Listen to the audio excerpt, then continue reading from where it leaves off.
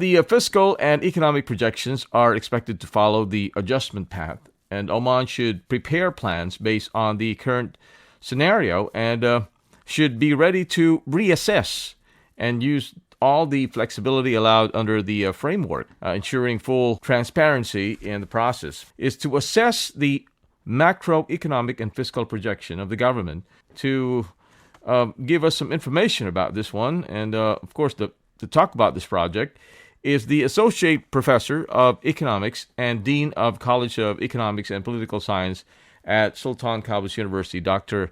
Almukhtar Saif Abri. Frank, thank you for having me. And my regards to you, to your team, and to the respected listeners.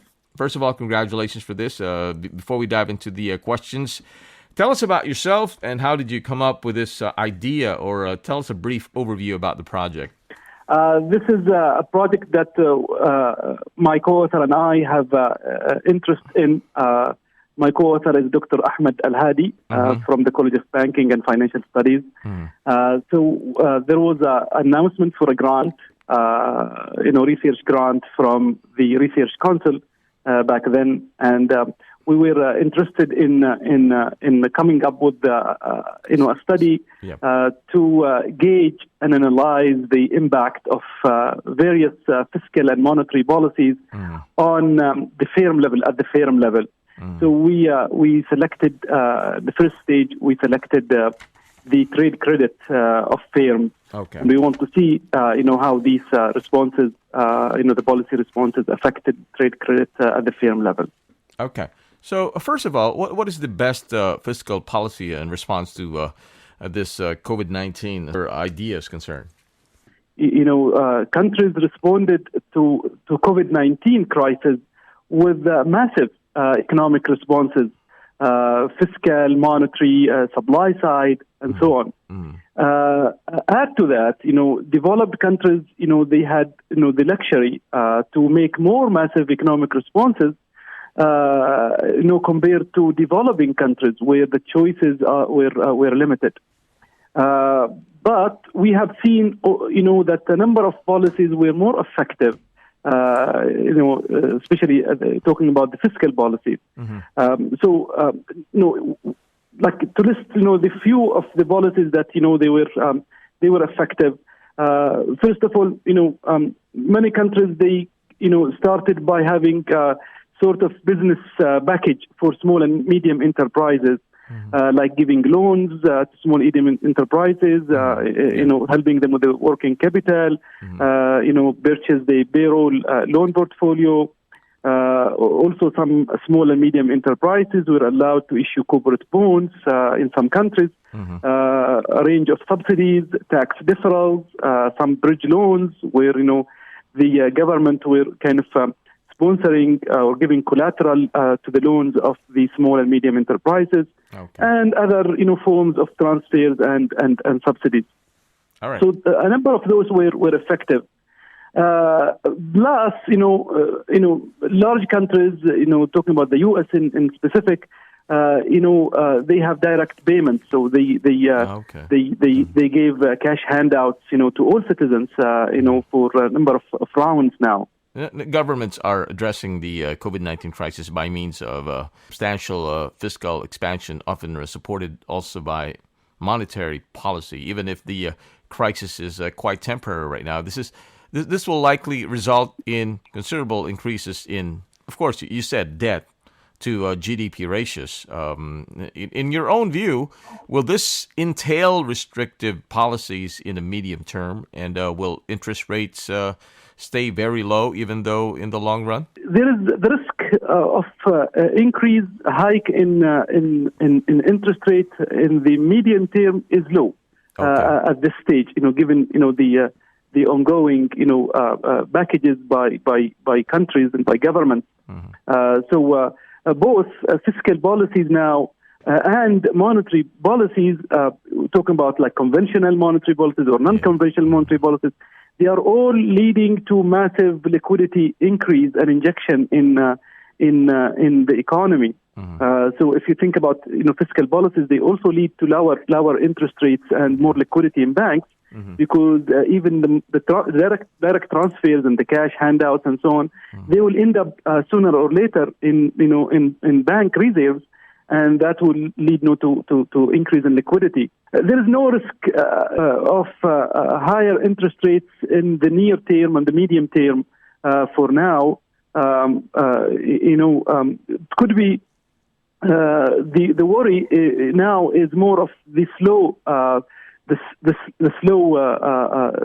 recovery. Yes. That the low interest rates might not really stimulate economies, at the speed that is expected. Add to that also the crowding out effect. Yes. This could be a risk that governments, if we don't know how far is this pandemic going to last, and it seems now it is far from over. So it could be that the governments will be competing with the businesses in the debt market, and that could be also, I can see that could be source of risk in the medium term. In COVID-19 and monetary reactions, will this reductions of these interest be enough to help businesses here? No, as we have seen, already before COVID-19, interest rates were low. They were even negative, in some parts of the world, in major economies. Okay. So you are starting from a point of really ineffective, monetary policy. So that's why you have seen, all the monetary policies were non-conventional. Governments didn't have room, to lower interest rates. So they relied on non-conventional, measures like, lower capital requirements for market risk, emergency liquidity, and lending programs to banks, change in the collateral standards, change in prudential requirements, so foreign exchange, also interventions. So all of these, those are non-conventional, and it tells you that the interest rate alone is not enough. This also might be a risk in the future that there is no more room, to entice, businesses to borrow and to expand their capital investments and so on. So this again takes us back to your question that is there any risk of higher interest rates in the future? So with the current, measures, the non-conventional measures, I don't think that could be something that we have to worry about in the medium term. Tell us about this. How could we apply this study in the current situation right now? So our study looked at a large sample of countries, cross countries. So we had 56 countries, and we looked at the the first two quarters in 2020. So we had around 14,500 observations. So it was a pretty large sample. And the conclusion from our study is that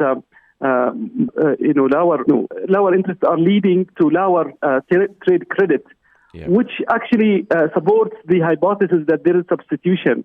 Firms will rely on trade credit when interest rates are high, and will reduce trade credit when interest rates are low, meaning they will go to banks and get loans and get financing from banks. This actually has a good policy implication even for a country like Oman, as we are pondering our options, which policy should we go with and so on. And it has currency, because if we think about now the preventive measures that have been taken by central bank has actually led to higher growth in M1, which is the narrow money in the country, higher liquidity also in banks. So they had delivered some fruit, those preventive measures. So this is something we can take from the study, that we can continue with the those non-conventional monetary policy measures, and that will give some sort of relief to businesses and enterprises. If we look at the profitability of banks for the first 3 quarters of 2020, the return on assets and return on equity had decreased substantially for the banks in Oman. So it means that banks have absorbed this shock. Aside from their profitability, their soundness, financial soundness measures are still resilient.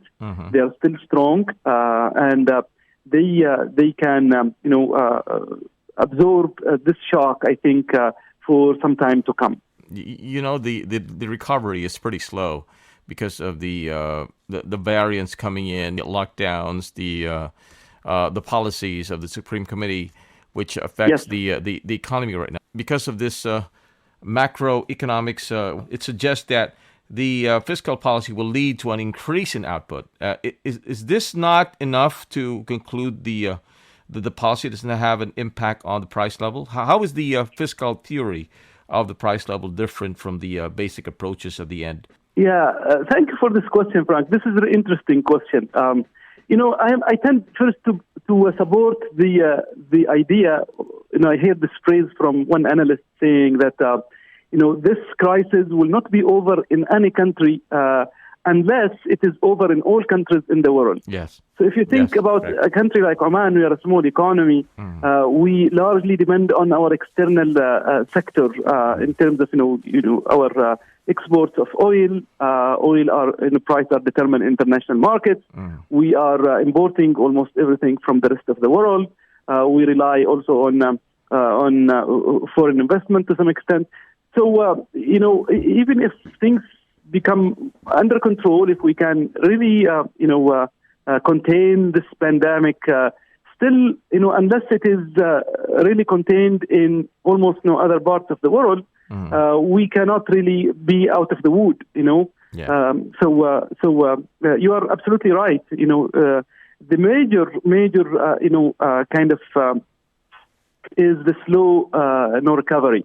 And with these new variants of the virus and the disruptions in distributing the vaccines and so on, we are not sure. That kind of casts lots of uncertainty about the speed of the recovery and the duration of this recession. So, as I said, unless there is a pickup in at least the major economies in the world, so therefore, there is the primary commodity markets are on the upside, and also, stock markets are on the upside, and there is really, growth momentum, globally. Then we will not really, see speedily, growth even inside the country. And you also mentioned something about, the conflicts, that, the fiscal packages might also lead to some sort of conflict with with monetary policy. Yes. It's the conflict will be always on the objectives. If the fiscal policy is targeting certain or they have different priority than the monetary policy, then that would lead to really conflicts and opposing effects.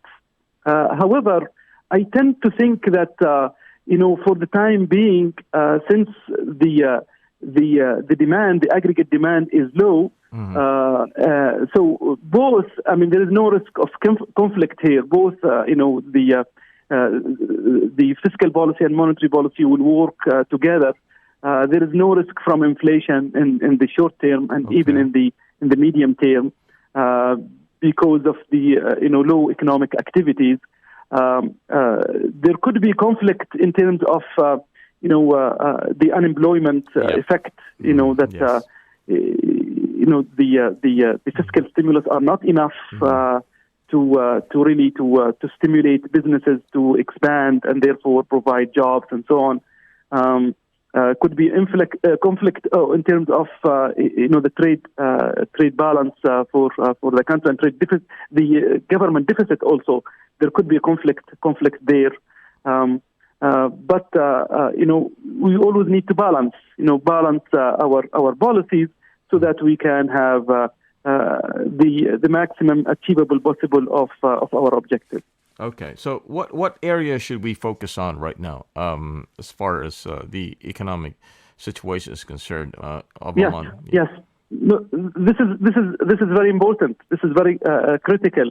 I think the government has already started some sort of stimulus, economic stimulus plan. Okay. And it has a number of kind of pillars in that plan. Some of it to do with tax reliefs. Also, new businesses, that small businesses, they will be kind of exempted from all fees for the first 3 years. There is tax deferrals. There are some subsidies. I think we need to continue on that.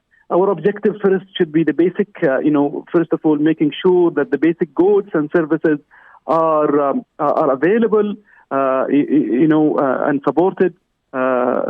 Second thing is that we need to focus on reducing any failures of medium and small enterprises. Those enterprises, they need to be supported in terms of their payroll, so that to maintain, their current employment. So this should be our focus. We should look at also some critical industries that they need more support from the government. Also, with the introduction of the VAT, starting from mid-April, the safety, the national support program should also be, ramped up and, supported. Because, as I said, we don't know for how long this pandemic will last. And there are going to be more ramifications and negative consequences. So those, what I just mentioned, those should be our priority when we are addressing or prioritizing our objective. What are other challenges that may attribute to poorly designed budgetary and financial management systems right now? Before the pandemic, we were having a mounting, budget deficit. And so this pandemic came and it made things more complicated for the government.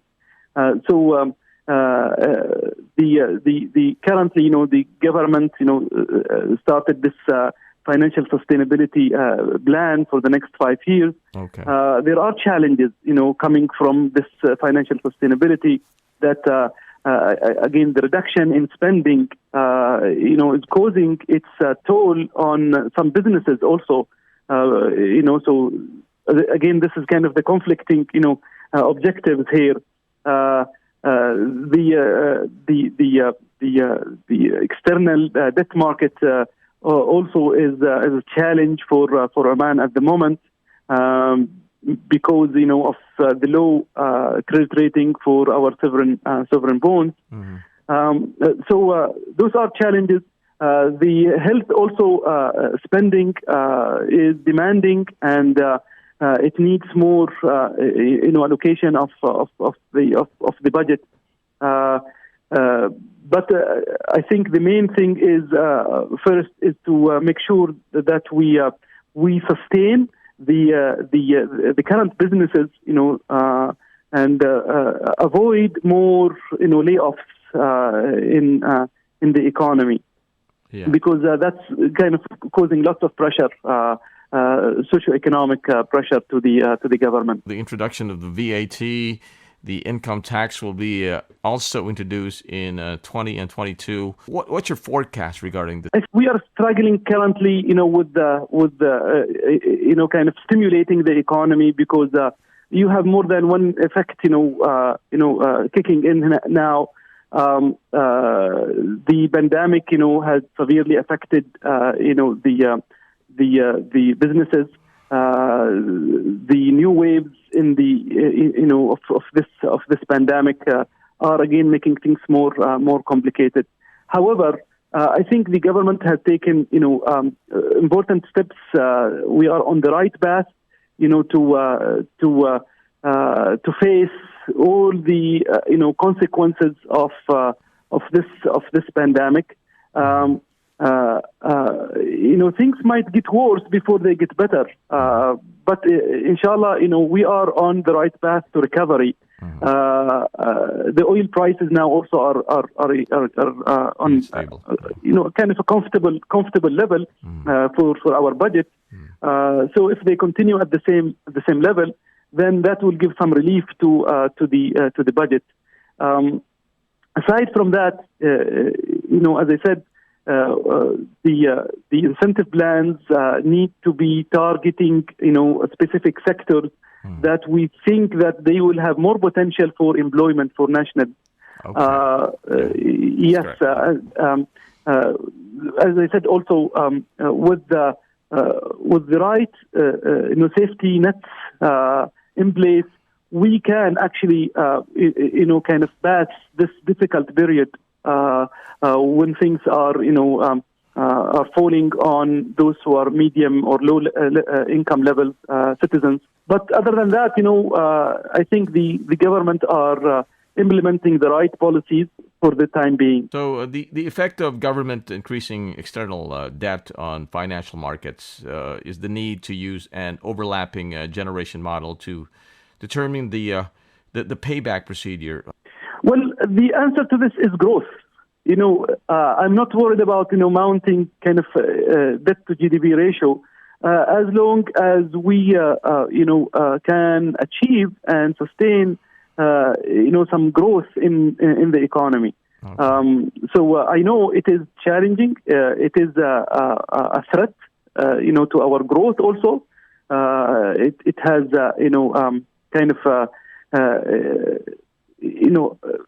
it might counter offset our plans, but I think if we really target the right sectors and give the right incentives, the right subsidies in place, we can make growth. Especially I'm talking about the non-oil sector. Yeah. We can actually help the economy grow, provide more jobs, and generate enough revenue also for the government to pay some of its debt. And I think Ministry of Finance also, in their program, they have already kind of allocated money for loan repayment within the current spending.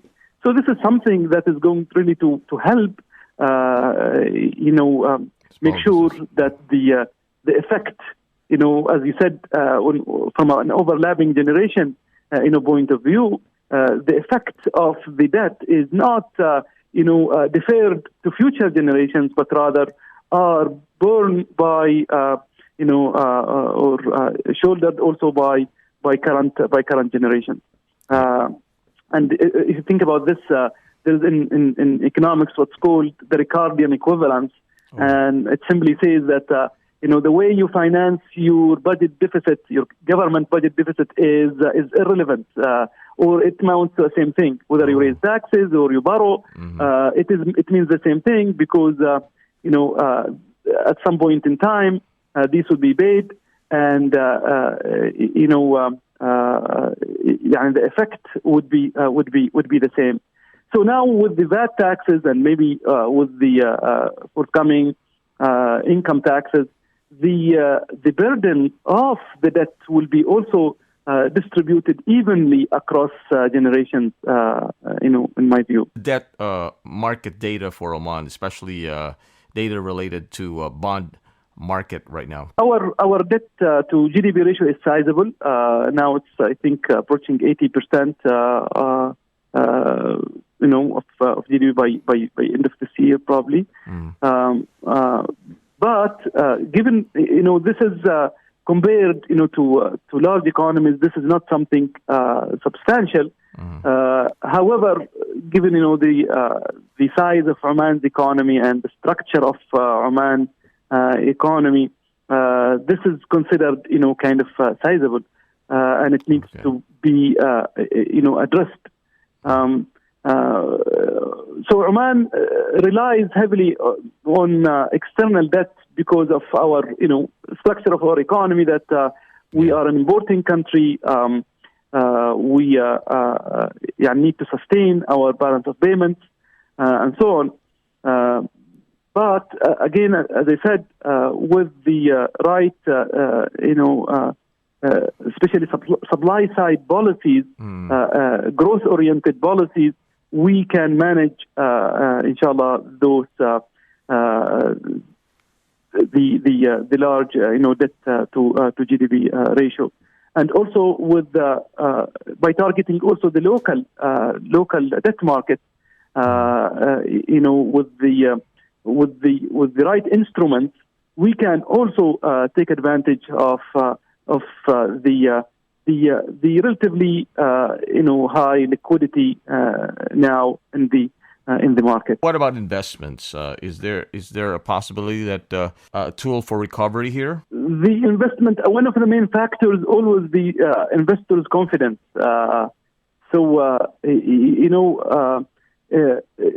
The investor confidence is not as we expect now because of this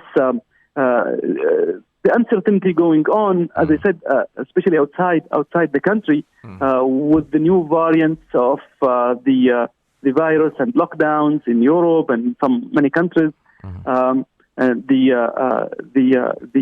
disruptions in distributing the vaccinations and so on.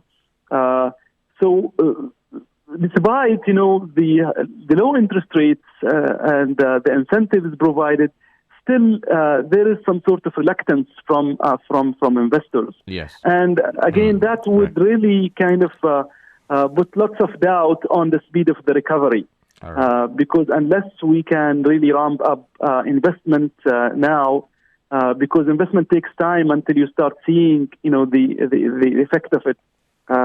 And as I mentioned several times now, our winning ticket is always on expanding the capacity, expanding capacity in sectors, in the economy.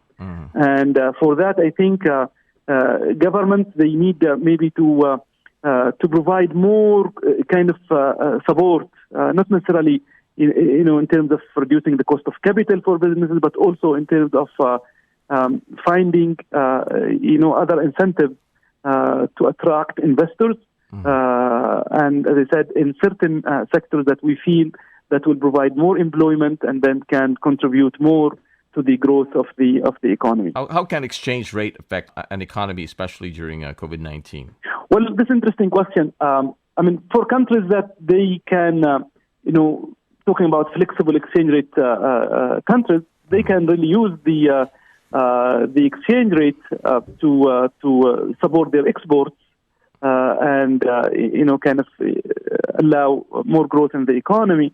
However, that also, if we go back to your question on the conflicts of monetary and fiscal policy, currently, countries are all, increasing their liquidity, increasing money supply, and at the same time, they are expanding their fiscal spending, and both are sort of, they are in the opposite direction.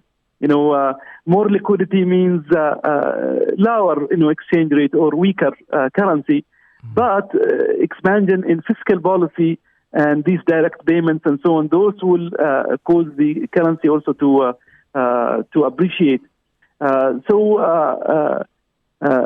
generally speaking, we, countries at this point in time, they want lower exchange rates. But due to countries are implementing almost the same policies, will be hard to determine who is going to be winning and who's going to be losing. In your own views, as far as the overall situation is concerned, what's your projected thing here? It depends if there is much cooperation among countries in the world. It will largely depend on how countries will come together. If you go back to the financial crisis, 2007, 2008, the main reason why that crisis was it was short and it had been overcome quite quickly because countries collaborated substantially with each other. We have seen the G20 and what they have done in terms of helping even the large economies by buying their debt and their assets and so on. So again, if there is cooperation, more cooperation from countries, then we will see more containment of this pandemic. I'm talking about from the health side, also from the economic side. But currently, what we don't see, good signs coming from the distribution of vaccination, and countries also are, not reaching out to other countries in terms of providing loans and providing some sort of aid.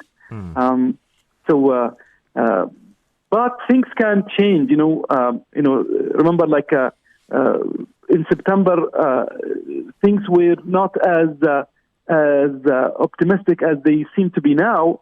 Why? Because there was no vaccination, that was approved back then.